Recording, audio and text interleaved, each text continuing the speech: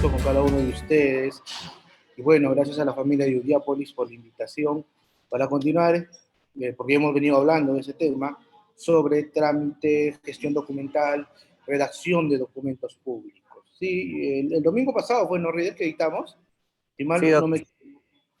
Entonces hoy día haremos la segunda parte de este curso que venimos realizando en relación a documentos en la gestión pública. Excelente, doctor. Muchas gracias. Bueno, sin más preámbulo y siempre con la venia del doctor, damos inicio a la presentación. Muy buenos días, estimados participantes que se vienen conectando a través de la plataforma de Zoom y Facebook Live. Le damos la cordial bienvenida al Instituto de Capacitación y Actualización Udiápolis. El día de hoy tenemos el seminario especializado en redacción y gestión de archivos en la administración pública, a cargo del doctor Adixon Castillo Miranda, abogado por la UNASAM, especialista en gestión pública y derecho gubernamental. Asimismo, también conferencista a nivel nacional. Estimado doctor, damos pase a su sesión de clases. Gracias. Muy bien, muchas gracias, Rider. A ver, permítese un minuto, por favor, para poder proyectar mi diapositiva. Se me escucha de manera correcta, ¿no? Sí, doctor. Ok, listo. A ver, vamos a subir y vamos a compartir. Muy bien, ¿qué tal? ¿Cómo están? Muy buenos días con cada uno de ustedes. Eh, Qué gusto saludarlos. A ver, por ahí me dicen que algunos no hay audio, los otros me dicen que la imagen está un poco pixeleada. Por favor, a ver, me confirman. ¿Cómo están? Bueno, buen día, Muy Elfe. bien, doctor. Todo perfecto. Listo, listo. Muy bien. Listo, gracias, gracias. Hoy vamos a continuar con este curso. Ya lo veníamos desarrollando la semana pasada. Habíamos hablado un poco de la naturaleza de los documentos públicos, habíamos hablado de los principios de la administración pública en cuanto a la gestión documental, y hoy me voy a adentrar un poco a hablar hasta donde nos alcance el tiempo, y la idea es interactuar, la idea es aprovechar la oportunidad de poder compartir la experiencia, ya sea mía o ya sea de ustedes, en este curso, ¿sí? Muy bien. Bueno, ya habíamos hablado sobre la naturaleza de los documentos administrativos. Decíamos que los documentos administrativos básicamente van a dejar registro de toda la actuación administrativa, ¿sí? Dejaban un registro y decíamos que el ejercicio público o la administración pública en la actualidad tiene un carácter de materialidad. O sea, necesariamente para que poder decir y poder alegar que ha existido algún tipo de actuación administrativa, ¿no? Acto administrativo, reglamento administrativo, no sé, pues, se me ocurre contratos administrativos, necesariamente tiene que existir un legajo de esa actuación, necesariamente, ¿sí? Habíamos hablado de los principios que se desarrollan dentro dentro del ejercicio público, ¿sí? Habíamos hablado de algunas características y cualidades que tienen los documentos públicos, y hoy vamos a hablar un poco sobre los documentos, ¿sí? Muy bien, por ahí me dicen que, bueno, por ahí Maritza, buenos días Edith, buenos días Mari, Marita, Valentina, ¿cómo están? Qué gusto tenerles un domingo más en esta sesión de clase. Sí, entonces ya no voy a hablar de la naturaleza de los documentos públicos, hay que quedarnos con esa idea. Documentos públicos, registro, la parte más material, si quisiéramos llamarlo así, más objetiva, más plausible, ¿sí? De la actuación pública, el registro de toda la actuación pública, y ahí es donde radica su importancia. Habíamos hablado de principios tales como el informalismo, habíamos hablado que todos los documentos públicos están sujetos a transparencia pública, habíamos hablado de la discrecionalidad, ¿no? Decíamos que si bien existe un estilo de redacción, ¿sí? Pero o una libertad limitada en cuanto a la forma de escribir, esta se tiene que basar a los presupuestos que establece la ley. Habíamos hablado de los actos de administración interna y habíamos hablado de los actos, ¿sí? Que nacen de procedimientos administrativos, mientras que los actos de administración interna están en mérito de cumplir el presupuesto de eficacia y eficiencia y administración correcta de los recursos, una correcta gestión de procesos dentro de la entidad. Los procedimientos administrativos regulaban, ¿no? Era la forma como aterrizaba algo que se conoce como la función administrativa, pero para atender las necesidades de la sociedad, ¿sí? Entonces, eso básicamente es lo que, a grosso modo, tratamos la clase pasada. Y hoy quiero referirme un poco a muchos documentos públicos y quiero que me entiendan dos cosas, y quiero que me presten atención en esto. Una es la redacción formal que vamos a encontrar, ¿sí? A ver, me dice que se me escucha abajo. ¿Me pueden eso confirmar, por favor? No, está todo bien, doctor. Ok, Reader, debe ser en internet entonces. Listo. Entonces, hay dos cosas que quiero diferenciar o que quiero que me entiendan bien.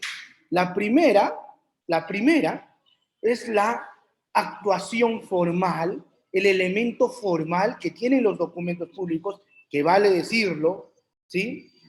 Puede tener varias formas de redactar.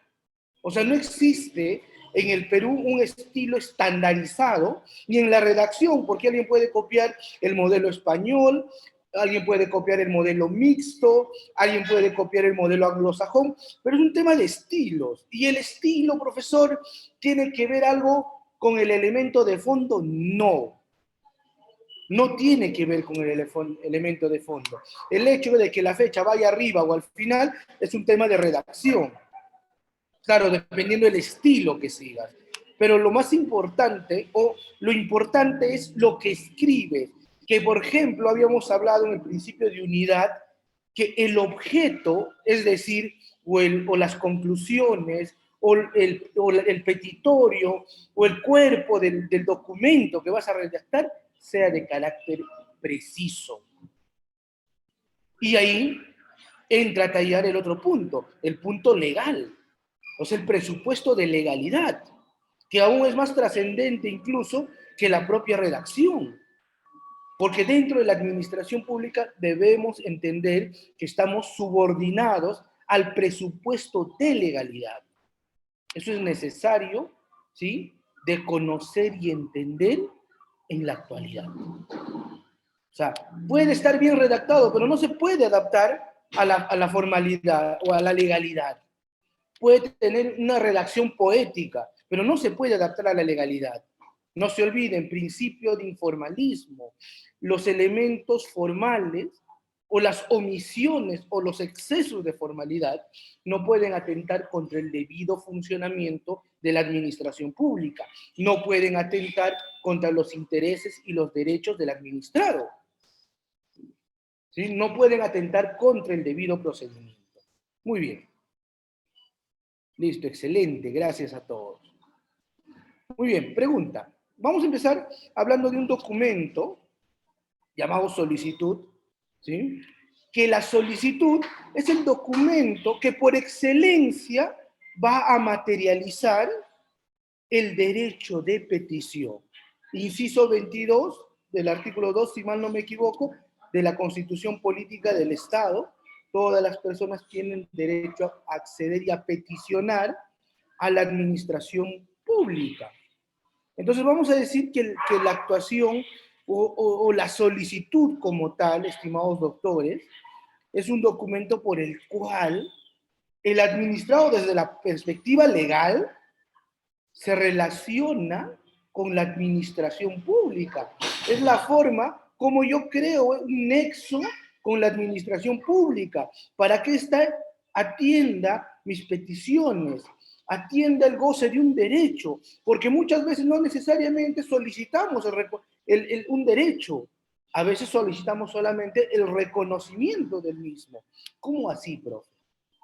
Por ejemplo, cuando tú vas a una entidad pública, a una municipalidad, y le solicitas, ¿sí?, les pregunto a ustedes, tu licencia de funcionamiento, para que puedas abrir tu local comercial. La pregunta es, ¿qué es lo que está haciendo la municipalidad? ¿Te está otorgando un derecho? ¿Sí o no? O sea, cuando te va a otorgar la licencia de funcionamiento. ¿Qué dice? ¿Qué hace la municipalidad? Yo voy a la municipalidad, le solicito, oiga señor, mire, le solicito que me otorgue mi licencia de funcionamiento. Pregunta, ¿esa licencia de funcionamiento qué viene a hacer? ¿Es la forma como la municipalidad te otorga el derecho? ¿Otorga un derecho, un permiso? No, la verdad, no te está otorgando nada. No te está otorgando ningún tipo de derecho. Lo único que está haciendo es reconocer tu derecho. Claro, lo que dice Rosa, verifica si tú tienes ese derecho, es un derecho ya inherente, el poder comercializar, trabajar, generar economía, pero ¿qué es lo que hace la municipalidad? Regular. Decir, señor, de tal hora usted atiende, tanto es el aforo, de tal punto a tal punto usted cumple con las siguientes condiciones. Eso es lo que hace la licencia. Y muchas veces cuando vamos a la administración pública, ¿sí? A la administración pública observamos y le decimos, oye, mira, solo quiero que reconozcas y regules este derecho. Y esto se hace a través de la solicitud. La solicitud es un documento, estimados amigos, de gran uso en la actualidad para peticionar un goce de un derecho, un beneficio, un servicio que se considere y puede ser atendible por alguna institución pública. ¿Sí? Muy bien. Ahora, esta solicitud, estimados amigos, también se puede solicitar o también se puede peticionar de manera general. ¿Cómo es eso, profe? ¿Cómo es eso que se puede solicitar de manera general o de manera colectiva? ¿Cómo se llama la solicitud que se realiza de manera colectiva? Cuando no solamente hay un peticionante, sino un grupo de peticionantes. ¿Cómo se llama? ¿Quién recuerda? Excelente, gracias Nicolás. Memorial. Claro. O sea, la solicitud entre varias personas o en la cual participan varias personas se llama memorial. ¿Sí? Ese memorial, estimados amigos, ¿sí? Es una petición de carácter conjunta donde existen, ¿no?, intereses muchas veces generales o muchas veces de carácter difuso. Y también se puede acceder. Ahora la pregunta sería, ¿y a partir de cuándo se considera, de cuánto se considera memorial? ¿De 2, de 5, de 10? Y acá tampoco hay una base legal. Porque si te dice la solicitud, porque la regla de redacción dicen eso, ¿no? La solicitud que se hace de manera conjunta, es decir, ya somos conjunto cuando somos dos, se llama memorial. Por ejemplo, dentro de la teoría, por ejemplo, de la redacción española, te dice a partir de 5 se llama memorial. Antes se llama redacción conjunta. Bueno, esos son temas bizantinos que tal vez no merecen una discusión a profundidad, pero vale decirlo, ¿no? Ahora, a ver, pregunta, me dice por ahí, ¿en qué caso se utilizan los memoriales? Vamos a poner un ejemplo. El sistema, por ejemplo, de alcantarillado de un barrio, ¿sí?, ha colapsado. Es pésimo. Entonces, ¿qué vamos a hacer? Solicitaremos, ¿no?, a Sedapal o a la municipalidad, dependiendo de dónde nos encontremos, una solicitud en la cual se pida un servicio, sí, que es de mejora del sistema de saneamiento, porque ha colapsado, no sé, pues por las lluvias, por el manejo indebido del saneamiento, por una pésima construcción, yo qué sé. Entonces, se hace una solicitud pidiendo, ¿sí?, a esta entidad pública que se haga cargo de esta situación, y en la cual no firma solamente el presidente, sino firman todos los vecinos. En ese caso, estamos hablando de una solicitud que la petición es de interés público. Pongo otro supuesto. Claro, o sea, pedidos donde favorezca a la generalidad, de manera conjunta a las personas. Es más, hay ciertos pedidos que pueden nacer de intereses difusos. Claro, por ejemplo, el interés en temas relacionados a transparencia pública. Señor, yo no tengo vela en este entierro. Por ejemplo, yo radico en la ciudad de Lima, ¿sí? Y yo como limeño puedo solicitar las copias de un expediente de obra de la municipalidad de Tumbes o del gobierno regional de Tumbes. Claro. Y los de Tumbes me dirán, pero usted, señor, es de Lima, ¿usted qué tiene que ver acá? No, señor, es un interés de carácter difuso, por el hecho de ser peruano. ¿Sí? O, por ejemplo, temas ambientales.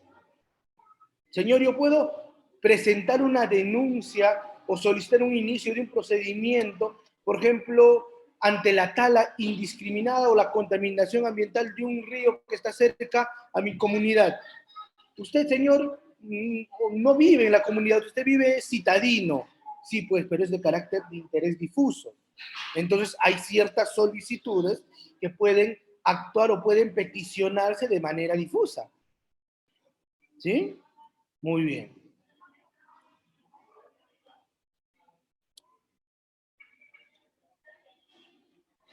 Claro, a ver. Listo. Seguimos. Así de manera rápida. ¿Cuáles son los requisitos formales? Ojo, y esto voy a repetir en todos los documentos, es una cuestión de estilos. No digo que esto es el modelo estandarizado y así tienen que ser todos los documentos.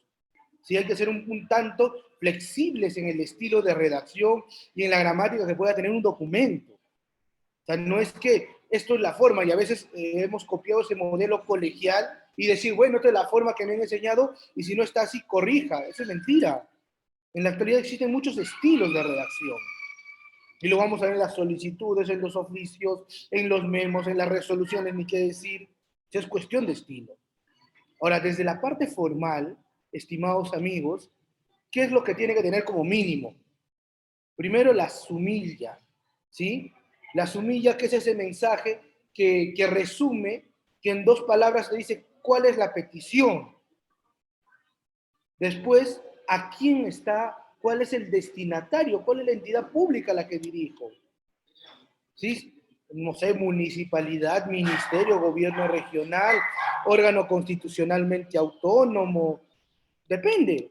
Algo que debemos considerar cuando presentamos solicitudes y que siempre me preguntan, profe, necesariamente tengo que consignar el nombre completo del titular de la entidad o del gerente que va a atender mi petición. No, no se olviden que la administración pública es impersonal.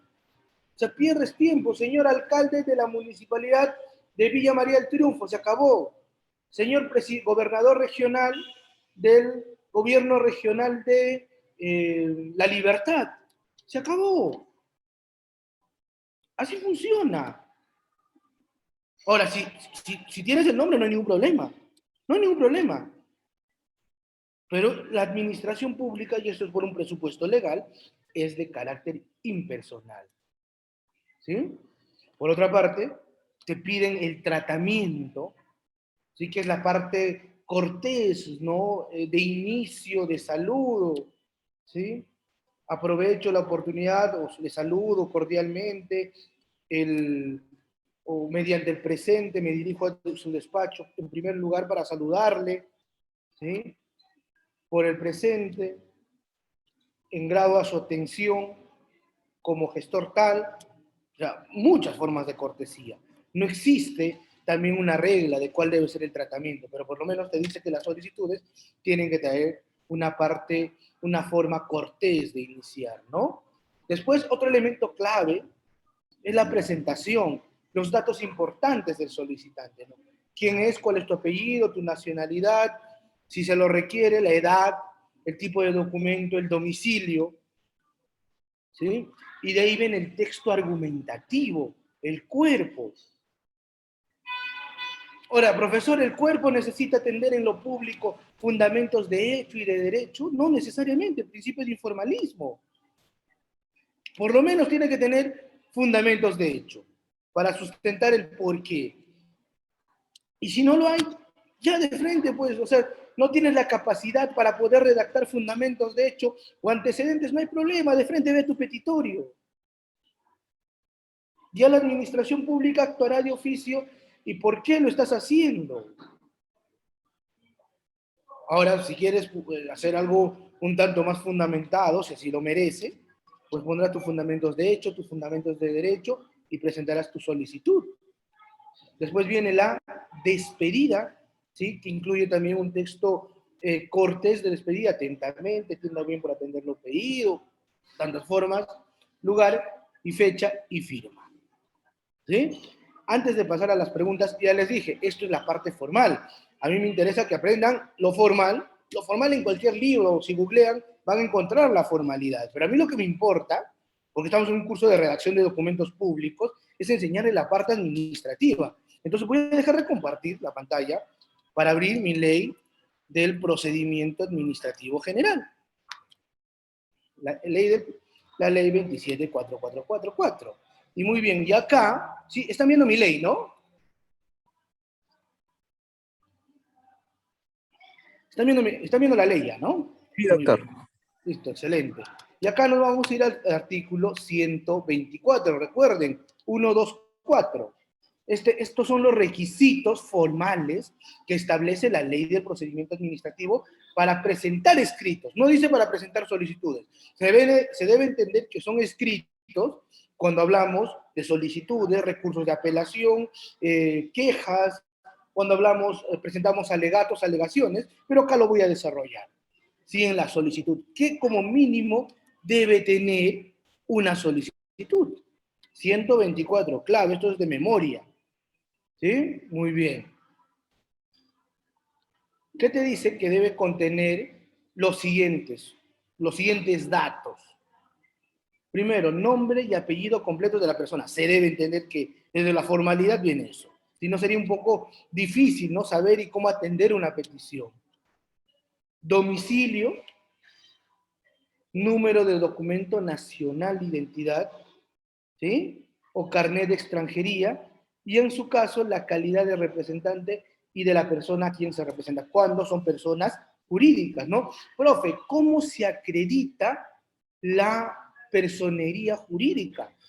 Se debe entender si es una persona jurídica inscrita a los registros públicos, se debe entender que es mediante la vigencia de poder. Pero puede haber personas jurídicas que no estén inscritas en los registros públicos, y claro. Por ejemplo, los comités de vaso de leche, algunos. O por ejemplo, las juntas barriales, que solamente tienen resolución de reconocimiento del gobierno municipal. O por ejemplo, algunas mancomunidades. Entonces tú traerás el documento con el cual se te acredite como representante legal. Otro caso, por ejemplo, los consorcios. Claro, traerás el contrato de consorcio. Entonces va a depender, ¿no? A veces lo primero que se nos viene es vigencia poder. Y si no presenta su vigencia poder, no se puede determinar la representación. Mentira. Lo que te dice la ley es la calidad de representante y de la persona a quien represente. O sea, ¿cómo tú acreditas la representación? Ahora me dirán, profe, ¿y la vigencia de poder cuánto tiempo tiene que tener de antigüedad? Depende. Depende ya de las normas internas de cada entidad. Hay requisitos muy formales, como es el caso de los registros públicos, que te piden creo con 10, 15 días de anticipación. Habrá otros que te piden con 3 meses de anticipación. Y eso dependerá de la seguridad jurídica con la que se da ese documento público. ¿Sí? Otro, la expresión concreta de lo pedido. O sea, el objeto. Acá, esto es clave. Esto lo voy a resaltar, porque en mérito de eso se determina el objeto. O sea, ¿qué estás pidiendo? Y esto es la esencia, esto es el corazón. ¿Por qué? Porque si la administración pública no entiende cuál es el objeto de tu petición, no va a poder resolver de acuerdo a tus intereses. Claro, no va a poder resolver de acuerdo a tus intereses. Resolverá de la forma que mejor le parezca. Por eso yo les decía, pues la administración pública tiene que garantizar el objeto de lo pedido. Ya solicitará una forma de aclaración, o en su defecto solicitará o mandará a comparecer al administrador y decirle, oiga señor, ¿usted qué quiere?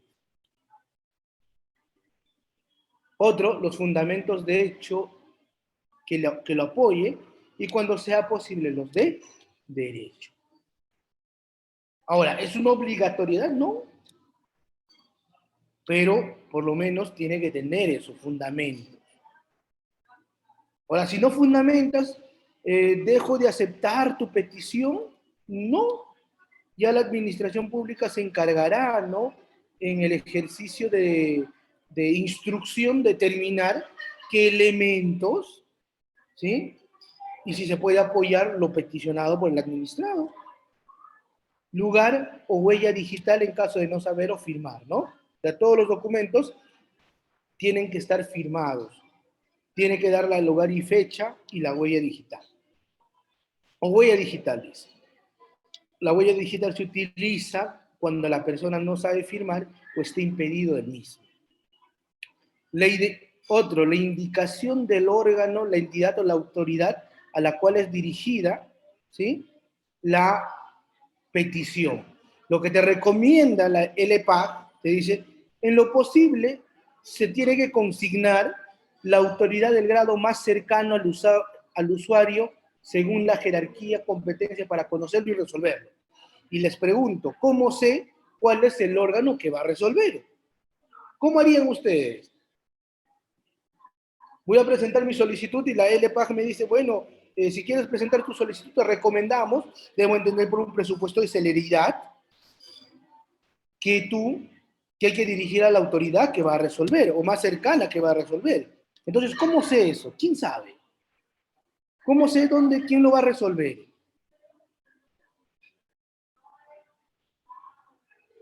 ¿Dónde observarían quién resuelve? ¿Quién es el competente para resolver?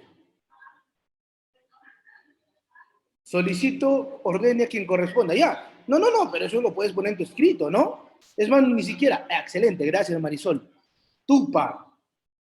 En el TUPA, estimados amigos, encontramos quién es el órgano resolutivo.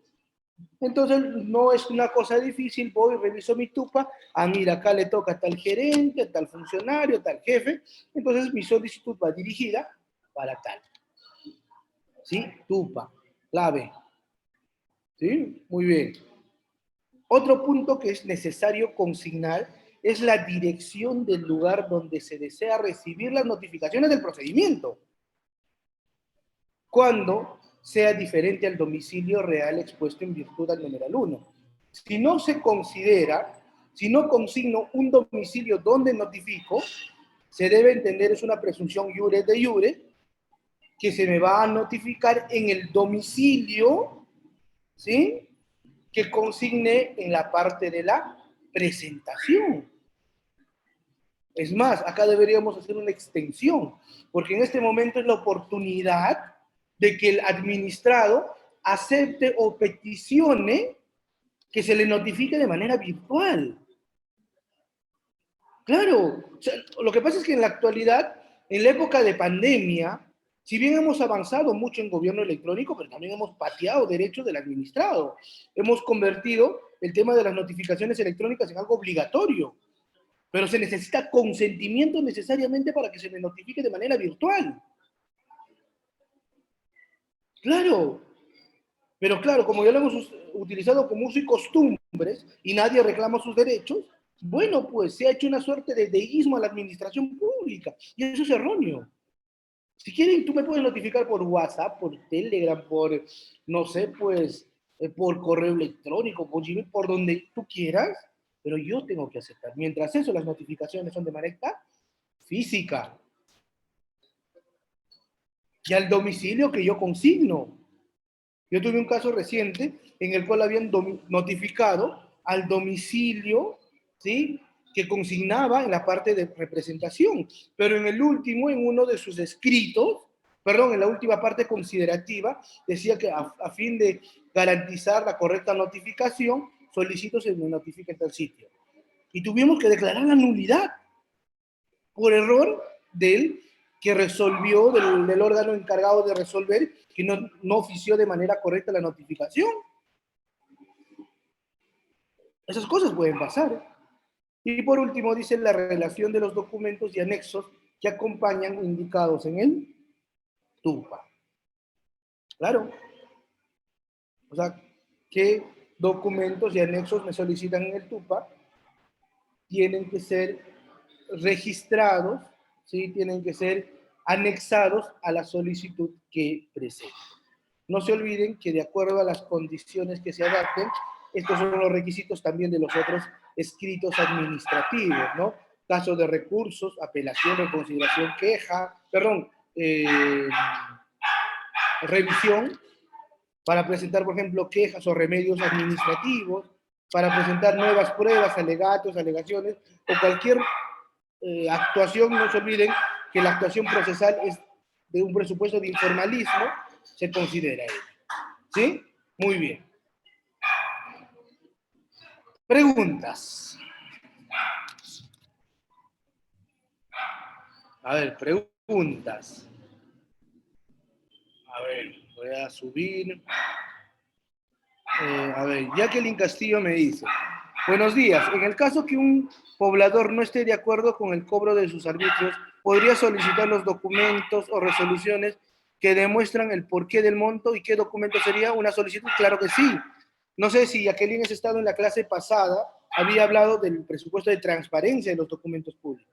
¿Necesitas justificar por qué? No. Simplemente tiene, es más, tú, en acá ya estamos hablando de un principio administrativo que se llama libre acceso o libertad de acceso. Entonces, como es un tema del cual yo no estoy de acuerdo, solicitas. Y por transparencia necesariamente te tienen que dar. En los fundamentos de derecho va como la demanda, no necesariamente. Ahora, si tú quieres, puedes consignar normas, ¿no? Puedes consignar artículos de la Constitución, leyes, reglamentos, directivas, lineamientos. Puedes consignar, si es que es un tema muy, muy especializado, jurisprudencia vinculante, opiniones vinculantes, ya dependerá del estilo de cada uno. ¿Sí? Muy bien. A ver, vamos. Jorge Vázquez nos dice: una solicitud peticionando a una comisaría el motivo por el cual no recibió una denuncia por difamación con calumnia. Si es que tú eres parte del procedimiento, podrás solicitar, ¿no? Aunque en este caso, tú estás solicitando ya explicaciones. Si tú has sido parte, yo creo que en ese supuesto, Jorge, yo creo que más irías a la vía penal, tal vez a denunciar a esos policías, o cuál fue el motivo, ¿no? Tal vez por omisión de funciones o a su órgano de control, ¿no? A ver. A ver, vamos. Rosa, ¿en cuántos días debe tener respuesta una solicitud presentada? Depende. Depende, Rosa. ¿Qué depende, profe? Primero, el presupuesto legal, 30 días como máximo. ¿Sí? Pero a esto puede ser menor, sí. ¿Cómo sé que el plazo es menor? Porque así lo establece el TUPA. O sea, si el TUPA dice, profe, en el 5 días de respuesta y en la ley dice 30, porque es el 30 es el plazo máximo, ¿sí? Aprovecho y aplico el plazo del TUPA, por ejemplo, para solicitar silencio administrativo. ¿Puede ser plazos mayores que 30 días? Sí, salvo que la ley, o sea, cuando una ley, una norma así lo establezca. Por ejemplo, hay ciertos procedimientos estandarizados en la cual la propia ley ha previsto plazos mayores para otorgar, ¿no? Por la complejidad de la petición. Por ejemplo, concesiones mineras, concesiones, he visto en el tema de manejos de agua, ¿sí? En caso de líneas, por ejemplo, de concesiones que se dan en telecomunicaciones también, los plazos son de 60, 90 días, dependiendo, ¿no? Ahora, si no está regulado en una ley especial, 30 días. Después de eso, silencio administrativo. ¿Sí?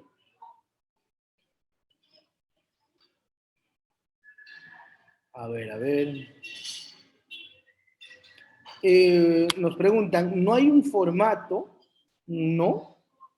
Ahora, lo que sí han hecho las entidades públicas en cuanto a sus reglas, ¿sí?, administrativas, de administración interna, son estandarizar, ¿sí?, formatos de trámite único, ¿no? O formatos de trámite estandarizado, ¿no? Por ejemplo, sus FUT. Ya, puedes utilizar el FUT, que fácilmente te permite peticionar, y si no quieres, no hay problema. Pero lamentablemente, como los comenté en la clase pasada, hay muchas entidades públicas, ¿sí?, que si es que no presentas en su FUT, te deniegan. Eso es omisión de función, está sujeto a control. Eso no puede pasar. A ver, ¿qué más? ¿Es necesario que todos los escritos se adjunten copia del DNI? No. Es más, no debería ningún escrito solicitar el DNI, salvo sea temas relativos a la identidad, no muy personalísimo. ¿Por qué? Porque la administración pública, y yo me pregunto, ¿para qué? ¿No basta con la declaración de los documentos que tienes en tu solicitud? Claro, ¿sabes? Para mí es una barrera burocrática, no solamente para mí, un montón de tratadistas. ¿Por qué? Porque la administración, el ejercicio público parte del principio de buena fe. Ahora, ¿el DNI lo hace más o menos trascendente? No.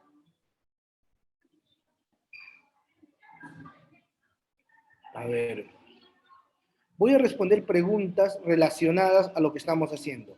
Si hay preguntas de derecho administrativo, por ejemplo, plazos de caducidad, por ahí he visto temas de prescripción, al final les dejo mi número y con gusto me escriben. No hay problema. Sí, al final les dejo mi número y analizamos. Yo encantado de apoyarles, pero si es que me desvinculo a responder preguntas que no son de la clase, voy a terminar en otro paradero, en otro puerto, y eso no es la idea de la clase, ¿sí? Entonces no es que no quiera responder, sino que hay que adecuarnos a lo que estamos haciendo. ¿Qué pasa cuando no se responde una solicitud para seguir un proceso? Silencio administrativo. Puede ser positivo, puede ser negativo. Silencio administrativo, positivo, se debe entender que existe un acto administrativo ficto que acepta tu petición. Silencio administrativo negativo, cuya única finalidad es agotar la vía administrativa. Hace unos meses atrás, 3, 4 meses, he dictado un curso con Udiápolis sobre silencio administrativo. Para que puedan enterarse un poco más, pueden ahí revisarlo en el registro de videos cursos que hemos editado con Udiápolis. ¿Sí? Claro, ya respondí esa pregunta. Buenos días, yo vivo en Lima, pero si tengo conocidos en otra provincia y me comentan que el alcalde toma tierras de otras personas sin consentimiento, ¿desde aquí se le puede enviar alguna solicitud o cómo se podría proceder desde aquí? Ya que las personas ya no tienen conocimiento para poder defenderse. Sí, puedes defender, no hay ningún problema.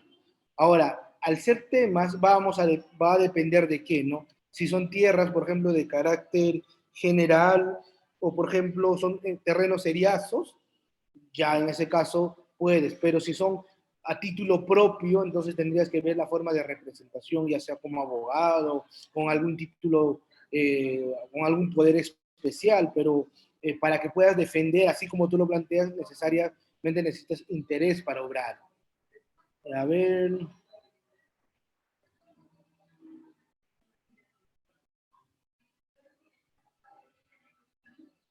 Johnny nos pregunta, es una muy buena pregunta.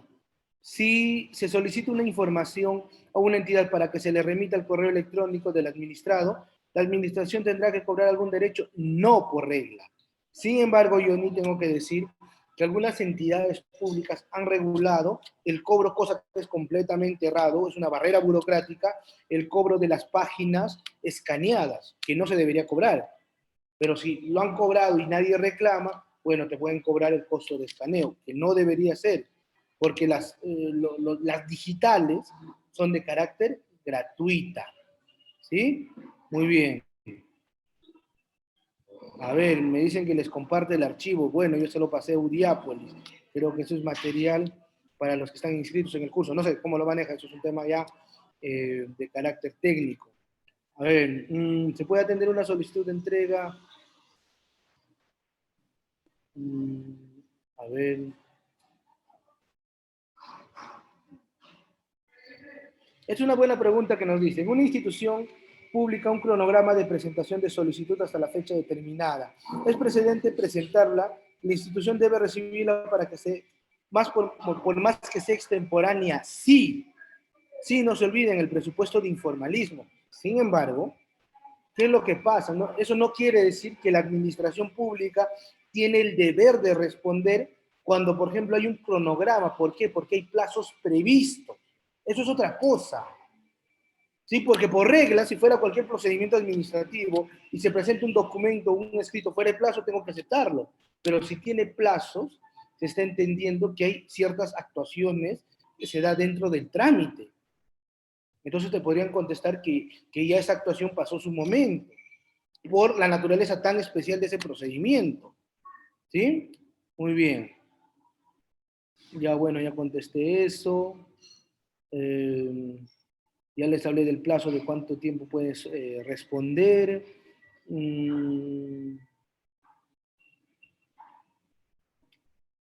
A ver. La gratuidad de los documentos digitales es también para las instituciones privadas. No, no del todo. Para entidades privadas solamente son para aquellos que prestan servicios públicos.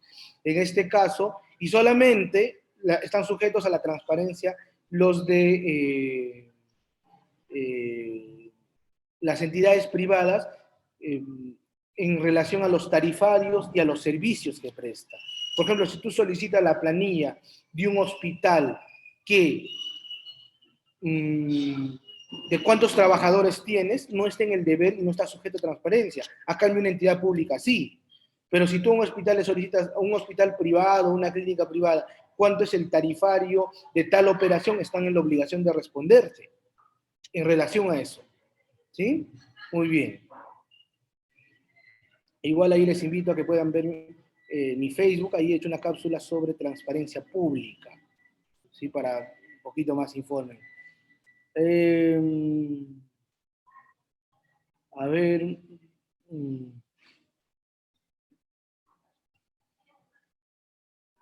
A ver. Hay una buena pregunta. ¿En qué sistema digital se registran las solicitudes en las entidades públicas? ¿Cuántos son y cuáles son los más importantes? ¿Es necesario pagar por derecho de trámite? Depende. En la actualidad, Edwin, te comento que el sistema o gobierno, la dirección perdón, la Secretaría Nacional de Gestión Pública ya está implementando gobierno digital. Es más, existe una Secretaría Nacional de Gobierno Digital en la cual ya se están dando los primeros pininos en algunas entidades públicas más, en algunas entidades públicas menos, para iniciar trámites digitales. Ahora, profe, ¿tengo que pagar y cuánto cuesta? Sí, tienes que pagar el monto que establece el TUPA, que no es el costo de trámite, sino son los costos inherentes, ¿sí?, al ejercicio estatal y al desarrollo estatal que se da. Listo.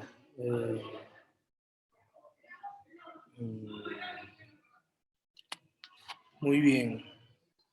Por ahí me dicen, claro, el CISREGEDO es uno de los sistemas, incluso el más antiguo, ¿sí?, el sistema de gestión documental, que básicamente se está aplicando a todas las entidades públicas. Ahora, hay una discusión en relación a si algunas entidades públicas pueden comprar software independientes para gestionar trámites documentarios. La respuesta es sí, sí se puede, siempre y cuando esté vinculado y sea compatible. La vez pasada hablaba con un jefe de sistema, siempre y cuando sea compatible con los programas o la interconectividad, que es el término técnico, yo no soy especialista en temas digitales, pero con la plataforma de gobiernoperuno.gov.p. Listo. A ver, la última, ¿ya? Janet, porque si no voy a pasar respondiendo preguntas y no voy a hablar de los siguientes documentos. En una entidad se puede atender una solicitud donde se pide algo y se realiza una denuncia en el mismo documento. Podría ser, dependiendo qué tipo de documento, porque acá hablaríamos de dos peticiones, ¿no? Tal vez dos principales o tal vez dos accesorias, va a depender. Sí, siempre y cuando sea relacionada al mismo objeto. Una institución pública puede negar una solicitud. ¿Y a qué te refieres con negar, Felipe? ¿A no recibir o a a decirte no puedo tramitarlo y contestándote. Si tú me dices a negar a recibir una solicitud, no, ninguna entidad pública puede negarse, pero sí te pueden negar la petición, que es otra cosa distinta. No cumples con los requisitos, te damos un plazo para que subsanas. No subsanas, declaramos en abandono, denegamos tu petición. O sea, eso hay que entender. Lo que sí te dice que la administración pública tiene que justificar por qué te deniega un derecho, o por qué te deniega una petición, porque tal vez no es un derecho, o tal vez porque no es la vía correspondiente, o tal vez porque no tenemos la competencia, o tal vez porque no es de interés público. O sea, claro, o sea, hay que entender que la administración pública no es beneficencia. O sea, existen ciertos presupuestos legales para poder atender. ¿Sí? Muy bien. Listo. Con eso terminamos solicitud. Hay mucho de lo que debemos... Ya. Voy a volver a compartir mi... Listo. Siguiente documento. Oficio. Bueno, el oficio en sí no va a ser un documento que va a tener un índole de legalidad establecido por la ley 27444. ¿Por qué? Porque el oficio, en su naturaleza, va a transmitir actos oficiales. Por eso el término de oficio, ¿no? Porque es de carácter oficial y se va a establecer y se va a utilizar, recuerden esto, para actos de comunicación. Sí me dejo entender la diferencia entre petición y actos de comunicación.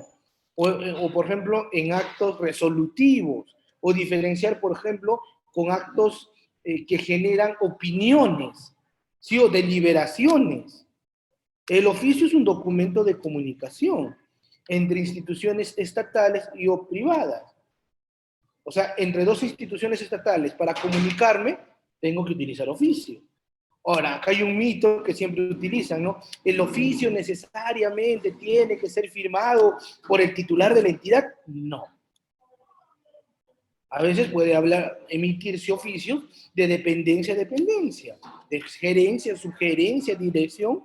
No necesariamente todos los oficios tienen que estar. Lo que sí te dice es que los oficios son de carácter impersonal.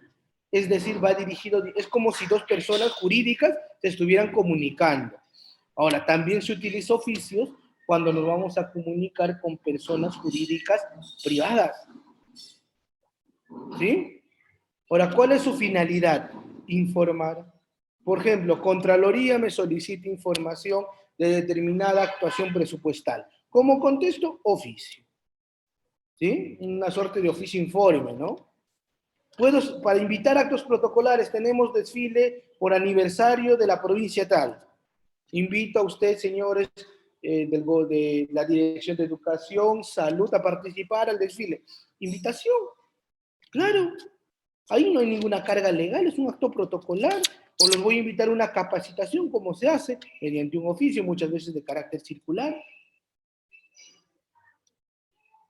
Otro, pedir, y acá viene una pregunta, ¿no? ¿Qué tipo de peticiones? Y alguna vez, no sé si ha sido en la clase pasada o no sé si en otra institución cuando estoy dictando este curso, me decían, entonces, profe, ¿el oficio se puede utilizar también como solicitud? Pareciera que sí, ¿no? Porque puedes, mediante un oficio, como institución pública, peticionar algo a otra entidad pública. Claro, ya no utilizas solicitud, ya no utilizas memoriales porque sería algo fuera de contexto, pero sí puedes utilizar un oficio. Entonces ahí viene una utilidad interesante, ¿no? Incluso para remitir, ¿no? Por ejemplo, información, remitir legajos, o sea, depende, ¿no? De lo que te solicita. El oficio es un documento que se va a utilizar a dos niveles interesantes, un nivel externo y un nivel interno. Ahora, el nivel externo es el del que estoy hablando, entre dos entidades públicas, una entidad pública, una entidad privada, ¿sí? Incluso una entidad privada, una entidad pública, o entre dos entidades privadas también se utiliza oficios. Pero ¿cómo es el nivel interno? ¿Eso quiere decir, profe, que mediante el oficio podemos notificar a los jefes? No. Pero hay entidades públicas que, por ejemplo, tienen secretarías o, por ejemplo, tienen direcciones. Por ejemplo, clásica, gobiernos regionales. Los gobiernos regionales tienen sus direcciones de salud, tienen su dirección de educación, tienen su dirección de cultura, o no, perdón, de turismo. Entonces, señor, a nivel interno, son otras entidades públicas que no dependen, ¿no? Pero tienen cierta autonomía administrativa. Entonces, en este caso se utiliza el oficio a nivel interno. Gobernador regional solicita reunión con todos los directores regionales. Oficio de aplicación a nivel interno. Bueno, desde la parte formal, estimados amigos, ¿sí? Desde una parte formal, el oficio tiene el membrete, ¿sí? El famoso nombre de la institución, ¿no? O en la actualidad se ha oficializado el tema de las bloquetas o de los cuadros. Claro, sí, Perú, de ahí viene la dependencia con mayor grado a menor jerarquía. Sí, eso es algo que se ha estandarizado en los documentos públicos. Ahora, si no tiene las bloquetas, profe, es improcedente, no sirve. No, principio de informalismo.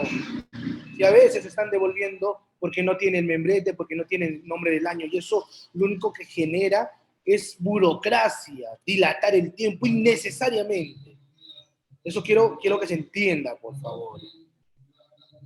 ¿Sí? Lugar y fecha, número de oficio, ¿sí? El tratamiento, ¿no? A quién va dirigido, el asunto, ¿sí? Que va a reemplazar a la sumilla, por ejemplo, si hablamos de solicitudes, y de ahí viene el texto, ¿no? Ahora, lo que se te dice en las reglas de redacción es que siempre se redacta en primera persona, el lenguaje va a ser directo, sencillo, y se evitará el tuteo, ¿no? O sea, si bien es un lenguaje sencillo, y siempre se redacta yo, ¿no? Yo, dirigido para usted. Despedida, firma y cargo del oficio. Ahora, el nombre del año, ¿sí? De acuerdo a al archivo o a las reglas que establece el Archivo de la Nación, Sistema Nacional de Archivos, ¿sí? Va a establecer que cuando son documentos y son obligatorios, cuando es de circulación externa, ¿sí? Entonces, ahí hay cierta obligatoriedad. Ahora, si no tiene el nombre del año, no pasa nada. Listo, preguntas.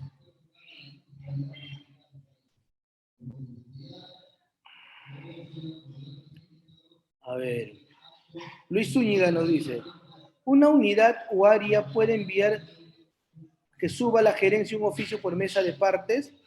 Lo que se debería utilizar en ese caso deberían ser los memos. Algo que sí tengo que decir es, a tu respuesta también te diría depende, ¿no? Si es una unidad con determinada autonomía, ¿sí?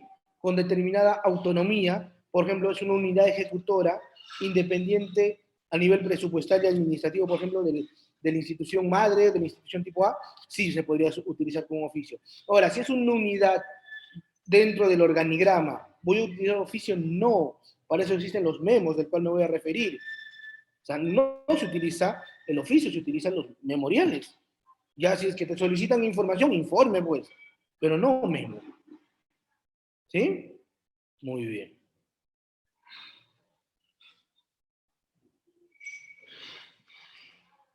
Lenin Chávez me pregunta, ¿qué diferencia hay entre oficio circular y múltiple? ¿Son iguales o de qué depende? Mira, depende. Sí, yo muchas veces me he preguntado eso y de verdad en la actualidad he visto que lo utilizan de la misma forma. O sea, he tratado de investigar y lo utilizan de la misma forma, los circulares y los múltiples, ¿no? Entonces no hay una diferencia establecida o en qué momento se utiliza. Pero básicamente tiene el mismo contenido, ¿no? El mismo contenido, oficio circular y hacer el conocimiento a un grupo determinado de personas la misma información. Y a veces lo ponen oficio múltiple.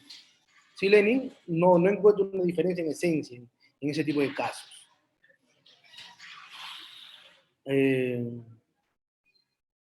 Jacqueline me dice, ¿dónde podemos ver las medidas de los márgenes adecuados para los documentos? Depende. Es una cuestión de estilo, Jacqueline. O sea, si una entidad pública, por ejemplo, estandariza y dice, a partir de ahora, todos los documentos que producimos nosotros, no los que produce el administrado, porque tú no puedes regular la conducta del administrado, por ejemplo, en mérito a formalidades. O sea, tú no podrías decir, pues, qué márgenes debe presentar, sería un absurdo. Si el administrado presenta con lapicero rojo y papel amarillo su solicitud, le recibes. Pero adentro de la entidad sí puedes decir, a partir de ahora los márgenes de los documentos van a ser establecidos de esta forma. 3, 2, 3, o 3, 3, 2, 3, o 3, 2. Ya dependerá. Pero eso ¿cómo lo regulo? Con un documento de administración interna. Justo ahora estoy implementando por una entidad pública su modelo, ¿no?, de gestión documental, cómo van a tramitar sus modelos de documentos.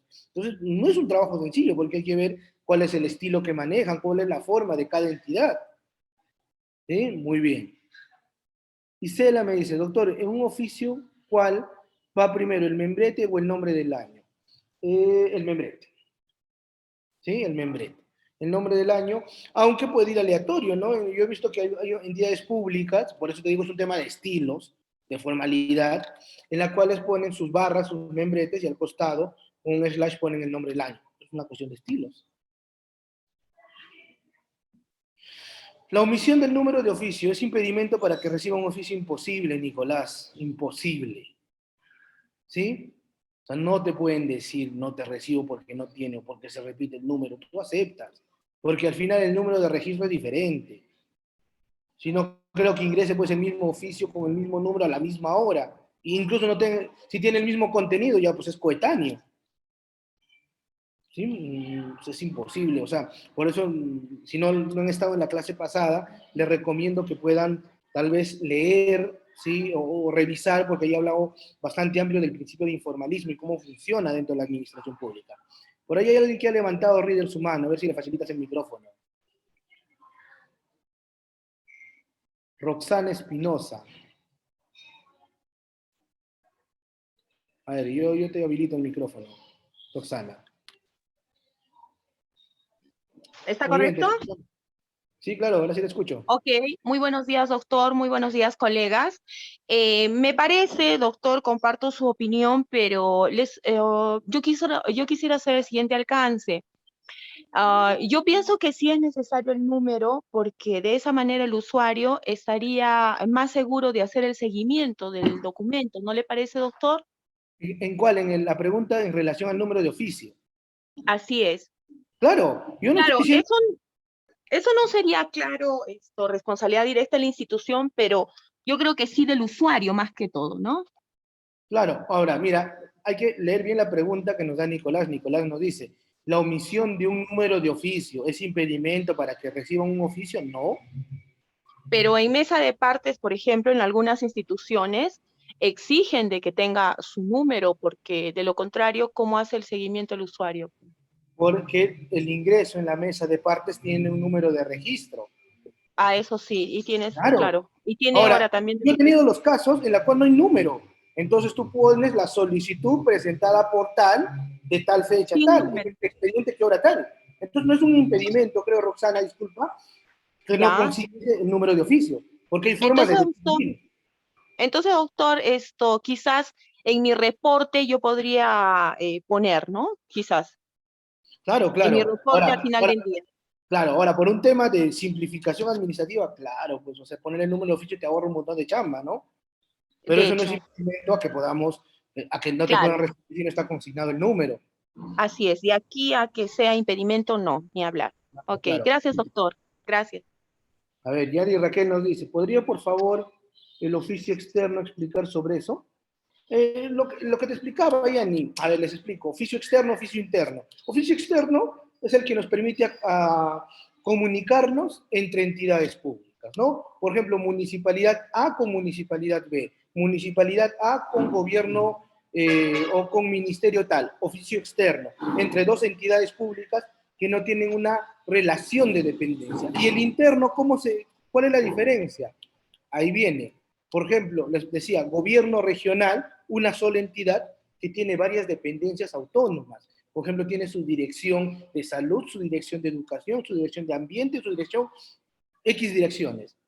Entonces, en este caso, estás comunicándote con otra entidad pública, no estás comunicándote con una entidad pública que pertenece a tu dependencia. En este caso, se utiliza el oficio interno. Ahora, en ambos dice oficio, no solamente es una discusión para hacer una diferencia, porque alguien puede decir, no, entonces, como es actos de comunicación interna, utilizo memo.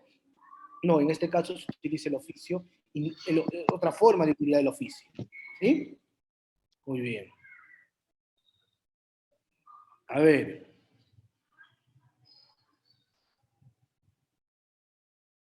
Rubí Lima nos dice, para invitar a las gerencias de la entidad a socializar la aprobación de una nueva directiva, ¿debería invitar con oficio? No, con memo, basta. Si es que las gerencias tienen una dependencia de la propia entidad.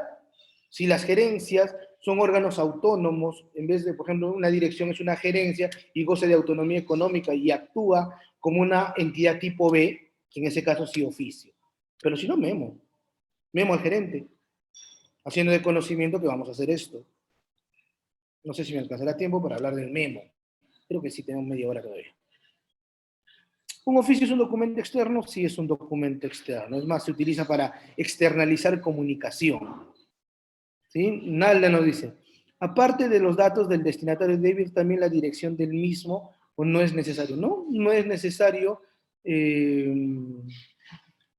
A ver, acá hay una pregunta. ¿Tiene aquí los datos del destinatario? No. O sea, no su dirección. No es necesario. ¿Se puede sacar oficios múltiples de una misma oficina? Sí, claro. White. Pero, no te olvides que el oficio es para externalizar comunicación. ¿Cómo podría utilizarse, por ejemplo, el tipo de oficio? Por ejemplo, Servir tiene sus oficinas, ¿no? O tiene sus direcciones. Por ejemplo, la Dirección de Recursos Humanos de Servir puede sacar un oficio múltiple en el cual informe el periodo para poder registrar a los servidores públicos del año 2022. Sí, bajo esas circunstancias. Pero el otro, si es para comunicación interna, se saca memorandos múltiples, memorándums. ¿Sí? Muy bien. ¿Se puede amonestar a un servidor mediante un memo y para ello es necesario realizar un PAD? Sí. Sí se puede hacer mediante un memo previo PAD. Aunque por lo general la regla es que salga resolución, no memo. Ahorita vamos a hablar del memo. Gerardo Crispín nos dice, dentro de una dirección o empresa existe departamentos, departamento administrativo, departamento de evaluación. El jefe puede dirigirse con un oficio. Todo va a depender del grado de dependencia y de autonomía. Si es que tienen la misma dependencia, es decir, es una misma unidad orgánica, memorando. Si tienen una actuación de estructura diferente, ¿sí? O sea, por ejemplo, tipo A, tipo B, ahí sí, oficio. Listo. A ver, ¿qué más? A ver, se ha visto que cuando presentas estos documentos físicamente, estampan el sello de recepción dentro del contexto, se debe estampar en el reverso del documento, ya va a ser un tema de seguridad, Valentina. Sí, lo que yo, por ejemplo, en tema de solicitudes, por ejemplo, ahora yo estoy viendo algunos procedimientos sancionadores, estoy asesorando dos entidades públicas que ven procedimientos sancionadores, por su propia naturaleza, yo les he exigido a las secretarias que me revisen los documentos que presenten, ¿sí? Por la seguridad jurídica. O sea, para garantizar que son idóneos, que esté debidamente foliado. Porque una vez que lo recibimos, y por ejemplo, el administrado no folió bien, y te dice hay 500 folios y solamente hay 450 hojas, la culpa ya no es del administrado, y eso nos genera problemas. O te dice he presentado un elemento de prueba A, y nunca está en el expediente, y la secretaria ni siquiera se dio cuenta. ¿A quién le echamos la culpa? Yo tuve un caso muy delicado que incluso sancionaron un grupo de servidores civiles porque supuestamente el administrado había presentado un documento único, original. Y lo peor es que la secretaria de mesa de partes había acreditado eso con el sello de recepción y con el registro. Y nunca apareció el documento. Y era un tema un poco delicado porque estaba en registros, un tema de carácter de terrenos públicos. ¿Y qué hacemos? O sea, no saben qué problema nos habíamos metido por no revisar los documentos de presentación. Hay que tener mucho cuidado, se lo recomiendo como amigo, como alguien que ha pasado en esa situación. ¿Sí? Muy bien.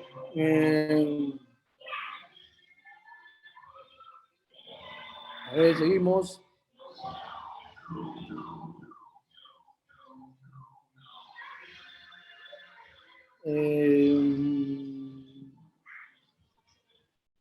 Marin, bueno, ahorita voy a hablar del memo. Para los que me están preguntando del memo, ahora voy a hablar del memo. ¿Sí? Listo, a ver. Franklin nos dice, ¿qué pasa si una entidad pública te niega a brindar el libro de reclamación, alegando que tiene que pasar en ese caso? ¿Y qué hacer? Haces de conocimiento al órgano de control interno. No te olvides que los libros de reclamación en temas públicos lo maneja la Contraloría General de la República y no Indecopi. Listo, acá comentarios. Listo. Listo, por acá. Excelente. Excelente. Por ejemplo, hay ciertas entidades públicas aquí, ¿no?, que nos dice que generan una hoja de ruta.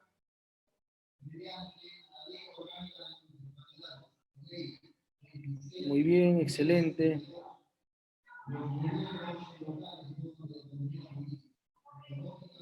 Ahora, una pregunta, ¿y qué pasa si no me quiere recibir el documento? ¿Qué hacemos? Quejas a su órgano de control interno. Si es un tema muy delicado que puede vulnerar tus derechos y gravemente lesionar por esa solicitud, por ejemplo, se te vence el plazo para presentar un recurso de reconsideración o un recurso de apelación. Entonces, y no te quieren recibir por un tema formal, denuncias por omisión de funciones, ¿sí? Por abuso de autoridad. O sea, hay formas, ¿no? Hay muchas formas.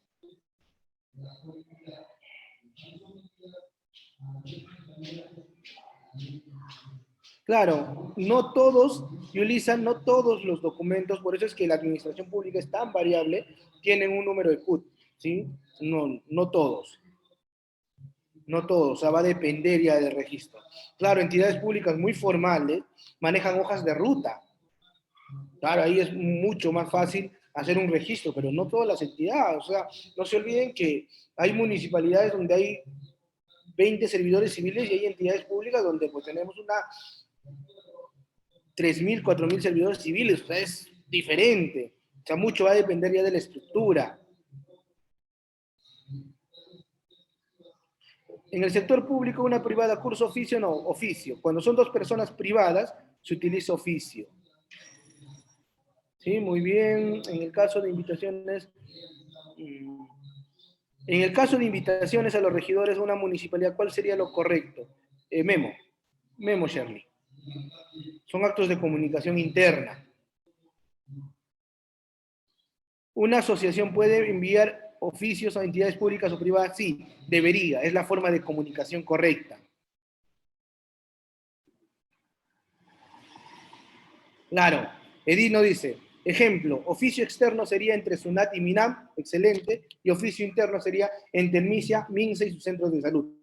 Excelente, excelente, muy buen ejemplo, Edith. Es importante foliar los documentos necesariamente, ¿sí? Ahora, el estilo de foliación ya depende de la entidad pública, aunque hay un lineamiento que nos da el Archivo de la Nación, el Sistema Nacional de Archivo, que te dice que tiene que ser de atrás para adelante. Ahora, si es de adelante para atrás, ¿hay algún problema? No. Por ejemplo, hay algunos escritos que se presentan en el Poder Judicial y es distinto su foliación. O sea, y es un tema de estilos. ¿Sí? Es un tema de cómo la administración pública ha adecuado su forma de foliación.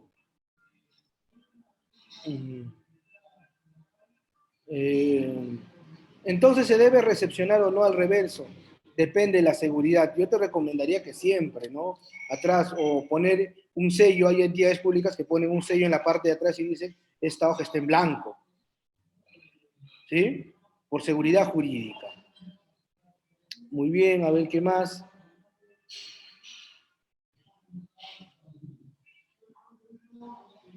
Es bueno que se recomiende presentar siempre documentos, copias legalizadas o documentos originales. La ley no te lo dice, pero yo por regla he aprendido algo. Siempre se presentan copias, ¿sí? Salvo te piden la exhibición del original. Siempre. Es más, yo en mi estudio jurídico le tengo prohibido a mis abogados junior, a mis asistentes, aceptar documentos originales, ¿sí? Por seguridad. Y a copias, es subsanable. Muy bien. ¿Qué pasa si un documento no tiene la firma? ¿Se puede recibir el documento? Muy buena pregunta. Sí, sí se puede recibir. Pero es subsanable. O sea, notificas a la parte para que venga a subsanar. Es superable. Lo que no sería superable es que no se ponga el nombre, no saber quién es. Eso ya no es superable. Pero la firma sí es superable. Claro.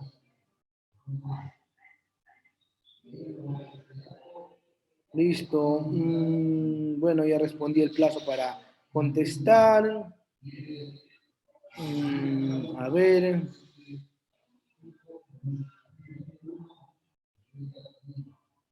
A ver. ¿Se puede optar por enviar una circular a cuenta de un memorando circular? Sí. No hay ningún problema. Es cuestión de términos. A ver. Acá hay una buena pregunta. ¿Qué pasa si una solicitud tiene una firma escaneada? Lo que pasa es que muchas entidades públicas no están cumpliendo el deber a cabalidad del procedimiento administrativo, porque un requisito formal no puede atentar contra el correcto funcionamiento. Creo que lo vengo repitiendo creo, 20 veces ya en estas dos conferencias, pero sigue pasando, pues. Sigue pasando y a veces por no hacernos problema y por no entrar en una bronca de denuncias o de quejas o de control, ya pues caemos al tema de, del- de la introversión, ¿no? De no reclamar, pero hay que reclamar, o sea, cuando es un tema que lesiona nuestros derechos, hay que reclamar. Yo tuve un caso en el cual tramité mi licencia de conducir con una hojita que te daba 10 requisitos, pero en su tupa estaba recontra desactualizado. Entonces, por no me hacerme la bronca, porque si lo denunciaba en ese momento, nunca hubiera salido mi licencia de conducir, pero después los quejé. ¿Sí? Los que gente Indecopi y ahora se ha declarado barrera burocrática y han tenido que actualizar su tupa, porque eso es el deber, es la obligación de la administración pública. ¿Sí? Muy bien. En casos de entidades públicas, la foliación siempre es de forma correlativa, necesariamente, Johnny.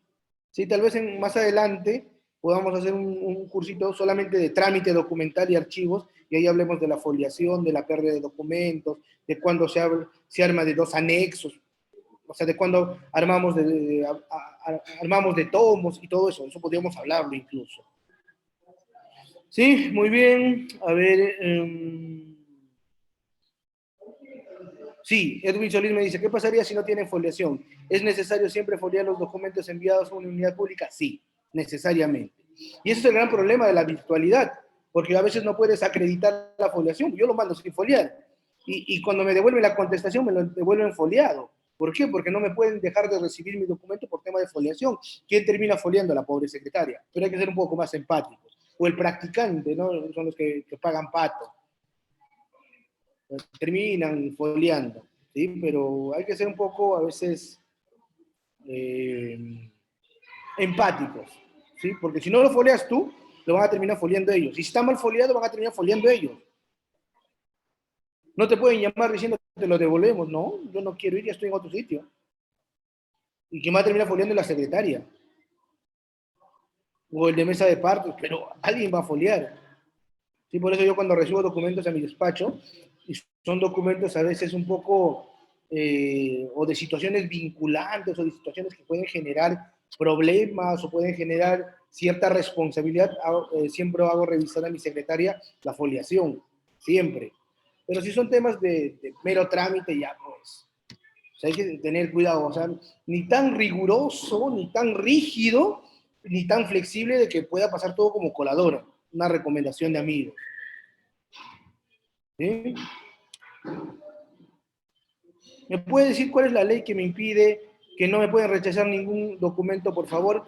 Desde la Constitución viene eso, el derecho de petición, ¿sí? Y está en la Ley del Procedimiento Administrativo General, no como un artículo propio, sino dentro de sus principios, ¿sí? Es más, hay un montón de precedentes que habla de eso, Reidy. Puedes revisar las opiniones de Indecopi, puedes revisar, sobre todo de Indecopi en cuanto a barreras burocráticas. Ahí hay muchas opiniones que hablan de eso. Hay informes de control de la Contraloría. ¿Sí? Muy bien.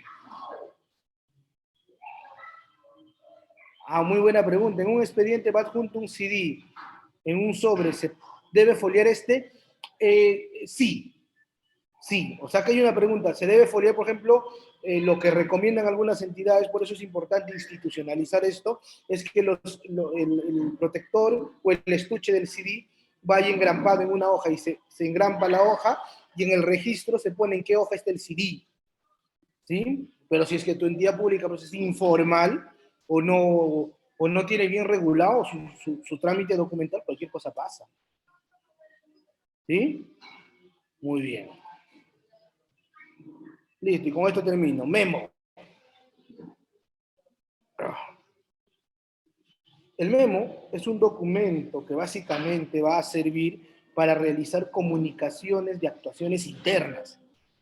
¿Sí? O sea, un documento que nos permite comunicarnos, ¿sí? ¿Sí?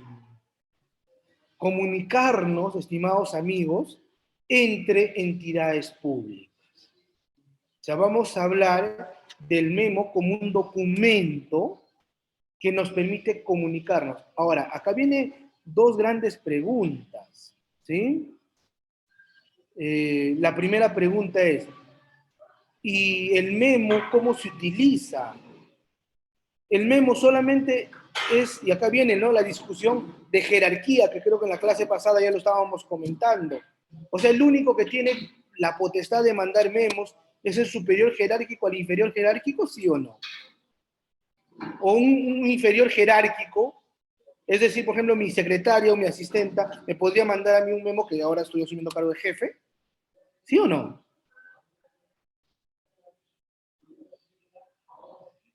A ver, no se puede, me dice, sí. Bueno, los que han estado en mi clase pasada ya hemos discutido esto ampliamente. O los que han estado atentos en la clase pasada. No se puede, sí se puede. Si se puede, no se puede. Ahora vamos a contestar eso. Sería un informe. Ahora vamos a contestar eso. Muy bien. Para los que... La respuesta es sí se puede. Sí, sí se puede, no hay ningún problema. Sí se puede. ¿Por qué, profe? Lo que pasa es que hemos creado un mito en la actualidad, ¿sí? Una práctica, un mito que se ha convertido en común, y es decir, ¿sabes? El inferior jerárquico no puede mandar memos. Mentira, en ninguna parte la ley establece eso. Es un tema más de usos y costumbres. Pero en la práctica, eso es Made in Perú, ¿eh? Eso es propio de nosotros, porque en otras gestiones administrativas, estaba conversando la vez pasada con unos colegas abogados argentinos, y le digo, ¿cómo utilizan el memo? Porque miren, yo les conté cómo es en mi país, ¿no? Cómo hemos utilizado la costumbre de la documentación pública. Y me dicen, no, acá el memo es de comunicación, y eso es su finalidad. Claro, la redacción del memo es para comunicarnos entre servidores civiles. Porque, ¿y de dónde viene? Yo estoy más o menos investigando es de dónde vino esa idea de que el memo es un documento que sirve para solamente utilizado por superiores jerárquicos. y a mí yo pienso que es porque el memo lo hemos vinculado mucho al ejercicio disciplinario, no a la actuación sancionadora. Y eso es mentira. O sea, el memo es un documento. No se olviden, la materialización de toda la actuación administrativa necesariamente tiene que ser en documentos. Y los actos de administración interna, ¿cómo se materializan? En memorandos. Las comunicaciones. Mi secretaria, mediante un memo, no me va a ordenar nada porque no tiene esa potestad, pero sí me puede hacer recordar que tengo reunión de directorio el día viernes a las 3 de la tarde. Si no voy, entonces yo no le podré decir, pues, oye, ¿por qué no me hiciste recordar, doctor? Se lo entregué con memo. O que tenía, por ejemplo, declaración en la fiscalía tal fecha, y para que no se haga problema, lo hace con memo. O sea, así funciona la documentación pública. Es un documento que sirve para manejar actuaciones de administración interna. O sea, esa es la finalidad del memo. Lo que dice acá, papelito manda. Claro, sí se puede. Claro, lo que no es que me pueda dar órdenes. Claro, sí, sigue el principio de jerarquía. Claro, o sea, sigue el principio de jerarquía. No me puede decir, pues doctor, le ordeno a que me presente su rendición de cuentas. No, pero sí me puede hacer recordar. Claro, y muchas veces con eso exime responsabilidades. Yo, por ejemplo, a veces a los miembros del directorio, mediante memo, les hago el conocimiento y me ha costado pues meses hacerles explicar que el memo es un documento de comunicación. Pero ya lo hemos utilizado en la práctica. Y el otro famoso mito del memo es que el memo lo hemos utilizado para ordenar, para realizar actuaciones, ¿sí? De sanción. Mentira, por ahí creo que alguien me preguntó, ¿para que un memo se puede sancionar después de un procedimiento disciplinario? Sí. Es más, no debería ser con memo, debería ser con una resolución, porque es un acto administrativo el que se emite. Sí, sí, es algo interesante. O sea, no hay ninguna norma que va a prohibir eso, porque es una discusión bizantina. Es una discusión que va más allá del presupuesto de formalidad. Más bien el informe, espero que haya una tercera parte para seguir hablando de esto y poder ir hablando de foliación, de gestión de archivos, ¿sí? El informe más bien es un documento que sirve, como su nombre lo dice, para dos cosas, o para comunicar una situación de algo, porque sería medio raro que mediante un informe me hagan recordar que tengo audiencia, o que tengo reunión de directorio, o que no me olvide de esto. Ahí más bien estás utilizando de manera errada, ¿no? El documento, el informe es para que me digas cuál es el estado situacional de tu oficina, o en su defecto, y sobre todo, para emitir juicios. Es un documento de juicio, para emitir opiniones. Claro. Muy bien, a ver, pa.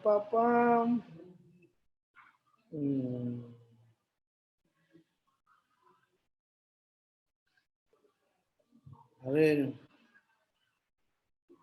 algunas preguntas. Claro, por acá me dicen, siempre lo utilizan para el llamado de atención, porque se ha convertido en un tema de uso práctico, no de uso común. ¿Cuáles son las partes de un memo? Tampoco tiene una formalidad establecida, pero como mínimo tiene que tener el lugar y la fecha, el código, el destinatario, el asunto, el cuerpo, la despedida y la firma. ¿Sí? O sea, eso es lo que debe tener un memo. Claro, pero eso implantar en nuestra administración pública va a demorar mucho. Por eso es necesario hacer este tipo de capacitaciones para poder entender cuál es el fondo. ¿Cuál es el fondo? Ahora, si quiero seguir utilizando el informe en vez del memo, ¿hay alguna diferencia? ¿Va a manejar o va a diferenciar el fondo del asunto? ¿Va a cambiar la legalidad de los hechos? No. Pero no es el documento idóneo, hay que aceptarlo.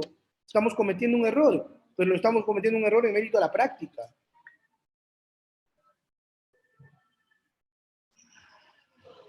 ¿Es válido que manden memos con llamada de atención? No.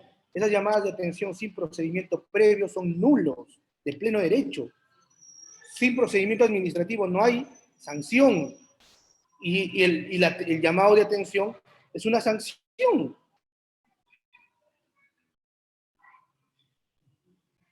A ver.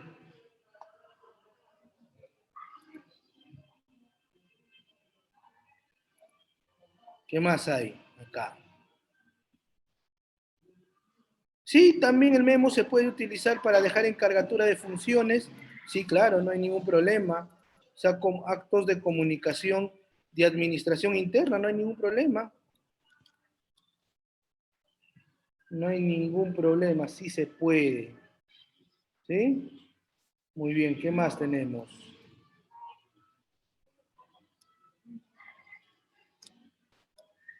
¿Con qué documento se contesta un memo? Con otro memo, si es que hay que contestar.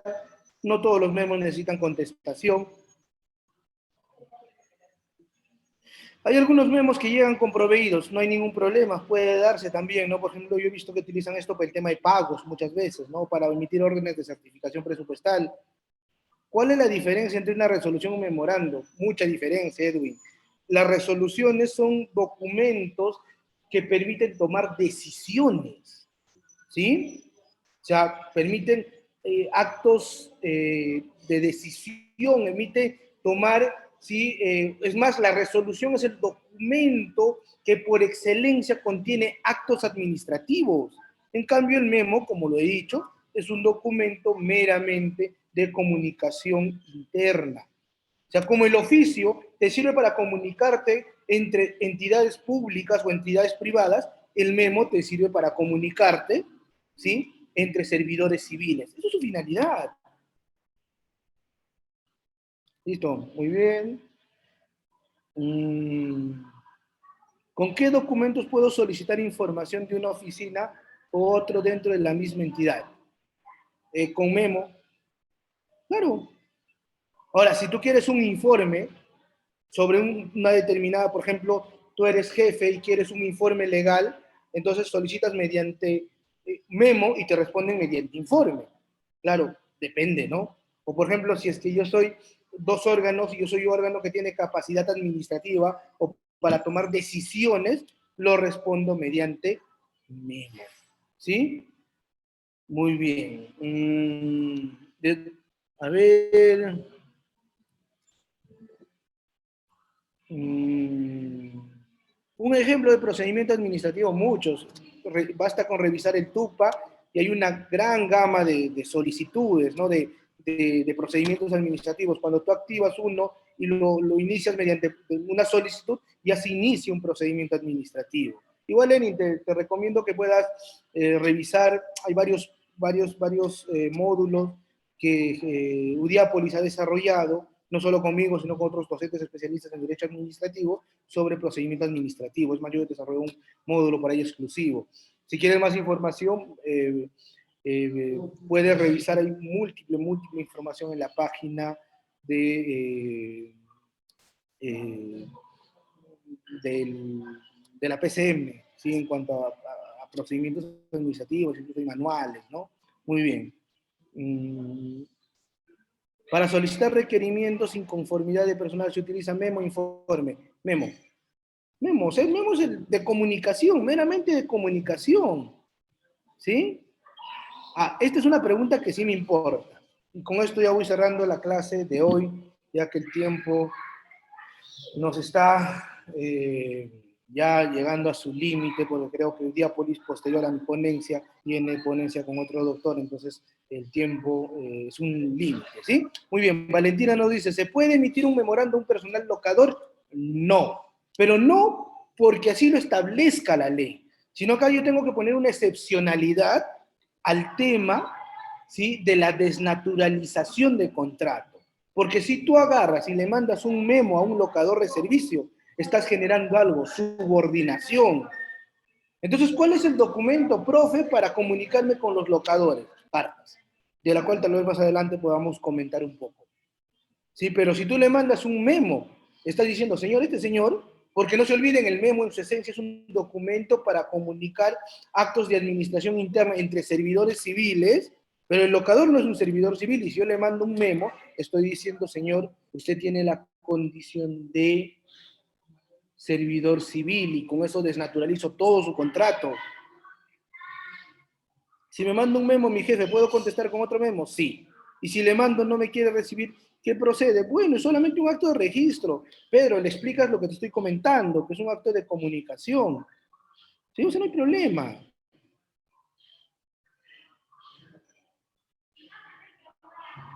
¿Los documentos de administración interna tienen que estar membretados? Sí. Por reglas, sí. Por reglas de redacción, sí deberían estar membretados. ¿Sí? Muy bien. ¿Es necesario contestar todos los memos? No necesariamente. ¿Sí? Valentina me dice, un memorando genera vínculo laboral. No, no me están entendiendo. Sino es un medio de prueba para poder desnaturalizar un contrato. O sea, tú no le estás generando el vínculo laboral, pero al decir dentro de la interpretación laboral, por eso no quería tener mucho cuidado con ese tema, en la interpretación jurídica, tú estás diciendo, él es, ya no es locador, él es servidor civil, y por eso le estoy mandando memo. Es por eso, ¿sí? Muy bien. Listo, doctores. Con esto concluyo la clase del día de hoy. Con mucho gusto, les dejo mi número, les dejo mi correo electrónico. Si quieren, me pueden buscar por Facebook, que siempre estoy subiendo cápsulas de derecho administrativo. Y es más, les invito a seguir el canal de Gestión a Perú, que es un canal gratuito, eminentemente académico, de difusión de gestión pública. Acá está en la descripción, como dice, lo buscan como Gestión a Perú, ¿sí? Semanalmente están sacando información, normas, opiniones de OCE, de Servir, de Jurado Nacional de Elecciones, de presupuesto, incluso se están haciendo segmentos en relación a gestión pública, ¿no? Entonces, les invito a seguir el canal de Gestión a Perú y si quieren, me pueden seguir por mi canal personal. Muy bien, muchas gracias. Ha sido muy importante tratar esos temas. El tiempo a veces no nos apremia. Yo creo que va a haber más tiempo para seguir hablando de esto. Voy a tratar de coordinar con Reader, tal vez más adelante, para hacer un curso mucho más extenso, un diplomado, tal vez en redacción de documentos públicos, ¿sí? Y bueno, me dicen saludos desde Huancayo. Justo el fin de mes estoy por la ciudad de Huancayo editando un curso, creo que de redacción pública. Sí, ya me contactan por ahí, yo les mando la invitación. Muy bien, muchas gracias. Nada, a ustedes por su tiempo, por su disposición y por las ganas de querer aprender. Muy bien. Listo.